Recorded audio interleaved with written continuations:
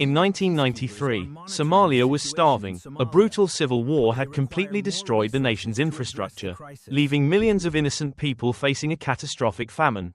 The United Nations stepped in with a massive, multinational humanitarian mission just to deliver food. Sounds noble, right? But delivering food requires actual peace. And local warlords weren't exactly feeling cooperative. The most powerful and ruthless of these warlords was a man named Mohammed Farah Aidid. He figured that stealing UN food supplies and intentionally starving his political rivals was a brilliant strategy to maintain absolute power. When UN peacekeepers tried to stop him, Aidid's militia killed 24 Pakistani soldiers. The international community was absolutely outraged. Washington decided it was time to take off the kid gloves. Enter Task Force Ranger, an elite group of U.S. Army Rangers, Delta Force operators, and the famed 160th Special Operations Aviation Regiment. They arrived in Mogadishu equipped with the best gear, the absolute best training, and an overwhelming, perhaps dangerous, amount of confidence. Their mission, codenamed Operation Gothic Serpent, was incredibly simple on paper: capture Aidid's top lieutenants and completely break his grip on the city. For weeks, they ran highly successful, lightning-fast raids. They would fly in on heavily armed helicopters, grab the targets, and fly right out, before the local militia even knew what hit them. It was a masterclass in modern tactical dominance, executed flawlessly every single time. The American commanders, watching from their high-tech bases, started to believe their forces were practically invincible against a poorly equipped militia. But in the unpredictable theater of war, overconfidence is almost always the very first casualty.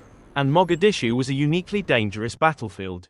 Unlike an open desert or a wide valley, this city was a dense, chaotic labyrinth of narrow dirt streets and crumbling concrete walls. It was the perfect environment for urban warfare, a place where multi-million-dollar technology could easily be neutralized by a well-placed roadblock. And while the elite Task Force Ranger rested at their base, thousands of angry, armed militiamen were patiently waiting for them to make a mistake. October 3, 1993, intelligence reports a major meeting of Aidid's top advisors right in the heart of the Bakara market, which was well known as a densely packed, fiercely hostile neighborhood completely controlled by the warlord's heavy forces. The tactical plan was a classic smash and grab. Elite Delta Force operators would swiftly rope down from agile MH-6 Little Bird helicopters directly onto the target building, swiftly securing the inner perimeter, and grabbing the high-value suspects before anyone could even react. Simultaneously, Army Rangers would fast rope down to the dusty dirt streets from massive Black Hawk helicopters hovering just above. Their specific job was to establish a secure 4-block defensive perimeter around the target building to keep the angry militia out. Finally, a heavily armed ground convoy consisting of Humvees and large cargo trucks would roll right into the market area, load up the captured prisoners and the assault teams, and simply drive everyone safely back to the American base. Easy, right? Estimated time for the entire complex operation: just about 1 single hour. They treated it like a quick, routine afternoon job. The American troops were so confident that many deliberately left their heavy night vision goggles and extra water canteens behind at the base, just to save a little bit of weight in the African heat. It would prove to be a truly catastrophic mistake. The commanders, comfortably watching the live surveillance drone feeds from the Joint Operations Center, fully expected another flawless execution. But as we mentioned, the Bakara market is not an open, predictable battlefield. It is a highly volatile urban environment. And the local militia forces, they hadn't just been hiding, they had been actively watching the Americans for weeks, studying their exact flight patterns, learning their repetitive tactics, and preparing a devastating, high-explosive welcome. At exactly 3:32 p.m., the assault officially begins. Dozens of heavily armed helicopters swarm the bright blue sky over the Bakara market. The noise is absolutely deafening. Dust kicks up in massive, blinding clouds. Delta Force operators aggressively breach the target building and successfully capture 24 Somali suspects within minutes. At this point, the mission is looking like a flawless, textbook success. But then, the unpredictable friction of war violently kicks in. While fast roping from a hovering Black Hawk, Private Todd Blackburn misses the rope and falls 70 feet to the hard street below. His critical injuries require an immediate medical evacuation, throwing a massive wrench into the timeline. Meanwhile, the ground convoy, which was meant to swiftly extract the prisoners, gets severely delayed by burning tire barricades and a maze of confusing, dead-end streets. And while the Americans are bogged down, the entire city of Mogadishu seems to wake up. Thousands of armed militiamen, deeply angry and ready to fight, begin swarming the American perimeter from absolutely every possible direction. Gunfire suddenly erupts from every single window, every dark alley, and every flat rooftop. It is an overwhelming, 360-degree urban ambush. The elite Rangers are instantly pinned down. But the small arms fire isn't actually the worst threat. The real disaster is yet to come. The militia doesn't just have AK-47s. They possess thousands of unguided RPGs, rocket-propelled grenades. And they've learned a terrifying new trick. Instead of shooting them at ground vehicles, they start aiming them directly up at the exposed tail rotors of the hovering American helicopters. Suddenly, a devastating hit. Super 6-1, a heavily modified Black Hawk, takes a direct RPG strike to its delicate tail rotor. The radio in the command center violently crackles with the words that chill the blood of every soldier listening. "We got a Black Hawk going down." The massive machine spins wildly out of control and violently crashes into a narrow alleyway, instantly changing the entire objective of the mission. In an instant, the mission completely changes. The objective is no longer to capture high-value prisoners. It transforms into a desperate, chaotic rescue operation. United States military doctrine dictates an absolute, unbreakable rule: you never, ever leave a fallen comrade behind on the battlefield. The commanders back at the base immediately redirect the heavily armed ground convoy and the Rangers who are already on foot, ordering them to push through the hostile city blocks to aggressively secure the burning crash site of Super 6-1. But the narrow, twisting dirt streets of Mogadishu have become an absolute meat grinder for the advancing American forces. The vehicle convoy is getting absolutely shredded by relentless crossfire from surrounding rooftops and alleyways, suffering heavy casualties along the way. They are forced into making wrong turns down narrow, dead-end alleys, completely losing their sense of direction in the chaotic maze. The commanders in the high-tech operations center desperately try to guide the lost convoy via live aerial drone surveillance footage. But there is a critical communication delay. By the time they relay a turn, the heavy convoy has already driven past the intersection. The situation quickly spirals completely out of control. It is exactly like trying to play a highly complex game of chess on a board that is actively exploding, with pieces that can't hear your commands, and against an opponent who ignores all the rules. The highly elite American forces are now completely split up into small, highly vulnerable pockets scattered across the hostile city. They are injured, running dangerously low on ammunition, and no longer fighting to complete a complex tactical mission. They are simply fighting house to house, room to room, with whatever weapons they have left, just to survive the rest of the brutal afternoon. And as the smoke thickens and the casualties mount, the commanders realize they are facing a disaster. But the worst is yet to come. Just 20 minutes after the first catastrophic crash, the unbelievable happens. The already stretched American forces suffer another devastating blow. A second Black Hawk helicopter, call sign Super 6-4, piloted by Mike Durant, is struck in the tail rotor by yet another RPG. It violently spins out of the sky, crashing about a mile away from the first site, deep inside completely hostile territory. The American commanders in the operations center watch the live drone feeds in absolute, paralyzing horror. The situation has just gone from bad to catastrophic. They are now facing a terrifying mathematical nightmare.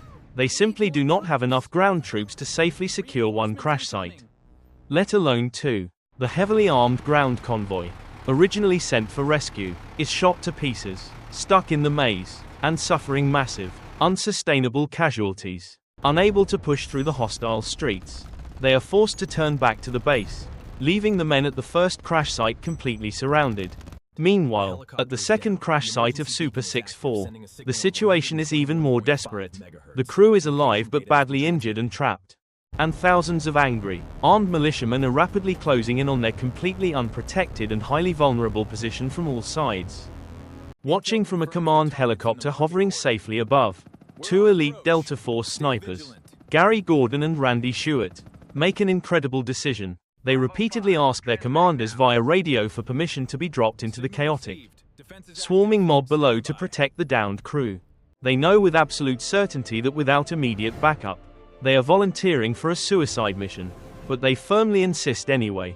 Permission is reluctantly granted. The two snipers are inserted into the extremely hostile ground zero, armed only with their standard rifles and immense courage.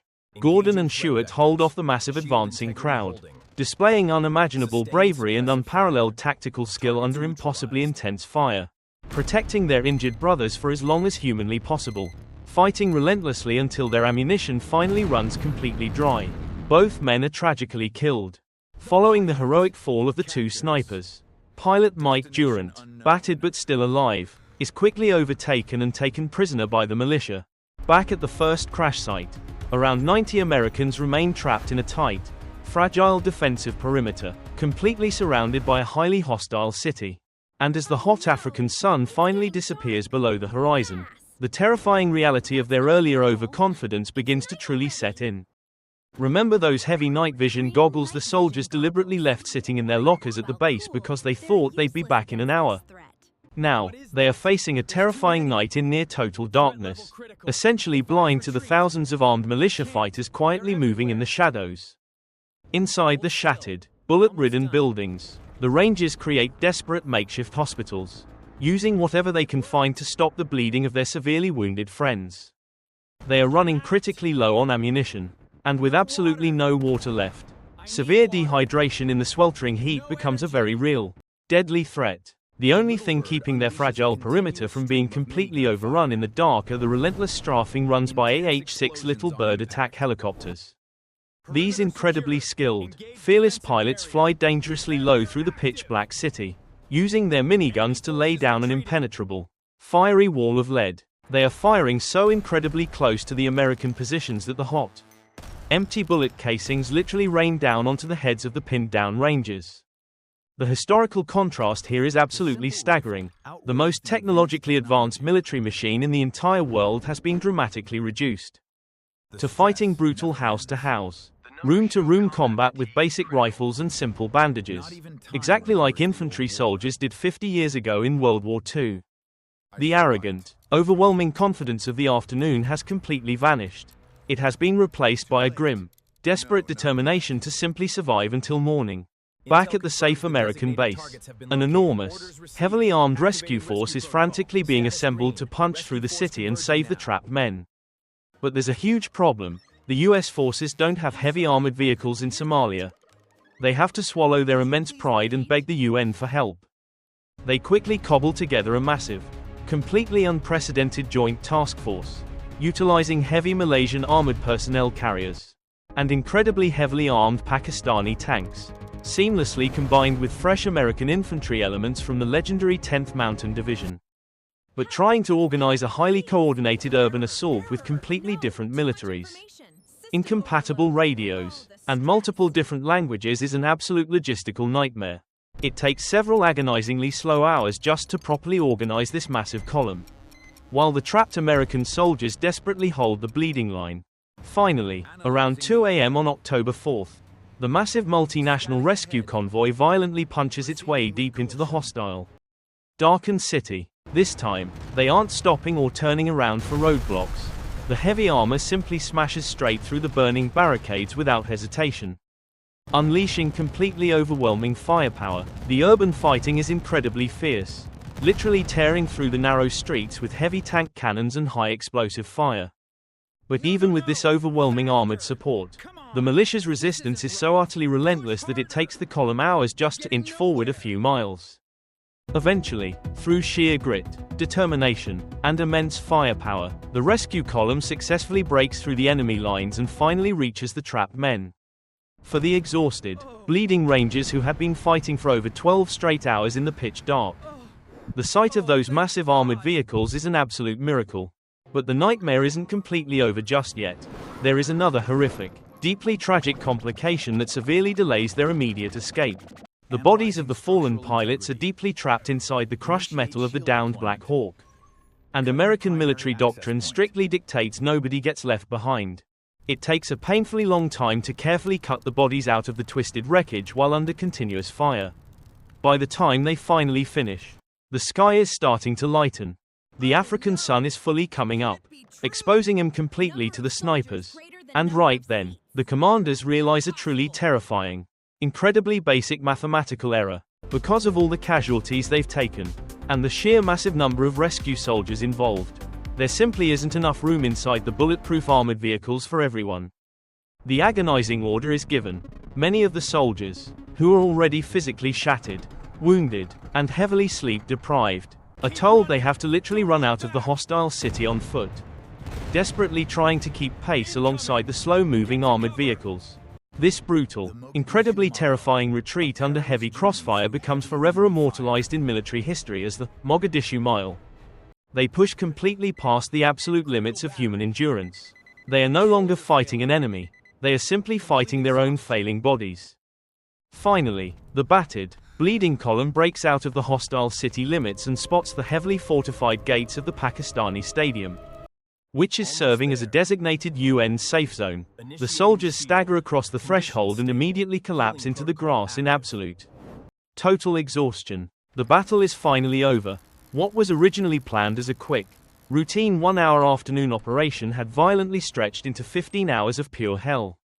The final human cost was staggering. 18 American soldiers were dead. Over 70 were severely wounded. 2 multi-million-dollar Black Hawks were completely destroyed. On the Somali side, the devastation was almost unimaginable. Estimates range wildly from hundreds to well over 1,000 local militia and civilians dead in the crossfire. The visual of elite American soldiers fighting, bleeding, and dying in a faraway, dusty African city completely horrified and shocked the United States public. The political fallout was massive and immediate. Within exactly 6 months, President Clinton ordered the total withdrawal of all U.S. combat troops from Somalia. This disaster birthed the Somalia Syndrome, a deep, paralyzing fear in Washington of getting involved in foreign conflicts and risking any American casualties. This extreme reluctance would severely delay and cripple U.S. responses to future global humanitarian crises, tragically including the devastating Rwandan genocide just a year later. The Battle of Mogadishu ultimately proved a very painful, undeniable truth. No matter how incredibly advanced your weapons are, or how elite your soldiers are, chaotic urban warfare will always be the great equalizer. It was a trillion-dollar military lesson paid entirely in blood. Thanks for watching, and stay curious.